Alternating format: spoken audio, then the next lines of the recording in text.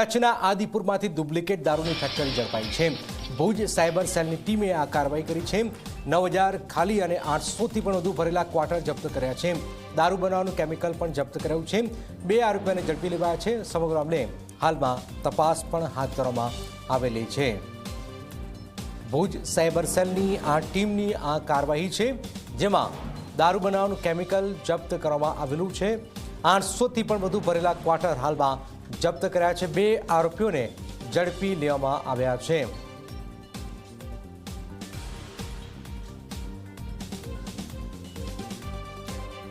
કચ્છમાં આદિપુરમાંથી આ ડુપ્લિકેટ દારૂની ફેક્ટરી ઝડપાઈ છે।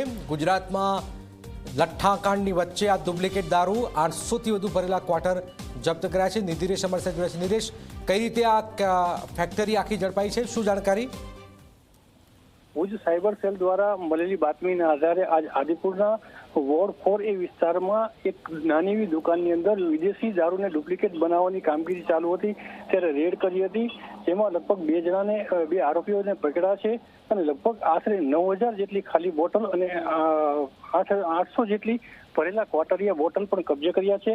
આ ઉપરાંત જે એમાં કેમિકલ વપરાય છે એ કેમિકલનો જથ્થો પણ કબજે કરવામાં આવ્યો છે અને જે સીલ મારવાનું મશીન છે એ મશીન પણ હતું। ટૂંકમાં ફેક્ટરી ધમધમતી હતી। ધમધમતી જે ફેક્ટરી છે એના ઉપર સાયબર સેલ દ્વારા કાર્યવાહી કરવામાં આવી છે। જી બિલકુલ બિલકુલ, આભાર। તો આપ જોઈ રહ્યા છો કે કચ્છમાં આદિપુરમાંથી આ નકલી દારૂની ફેક્ટરી ઝડપાઈ છે। નકલી દારૂ પીવાથી જે ગુજરાતમાં લઠ્ઠાકાંડ સર્જાયો છે, 13થી વધુ લોકોના મોત થયા છે ભાવનગરની અંદર, અને હવે આપ જોઈ રહ્યા છો 800થી વધુ ભરેલા ક્વાર્ટર અહીંયા જપ્ત કરવામાં આવેલા છે।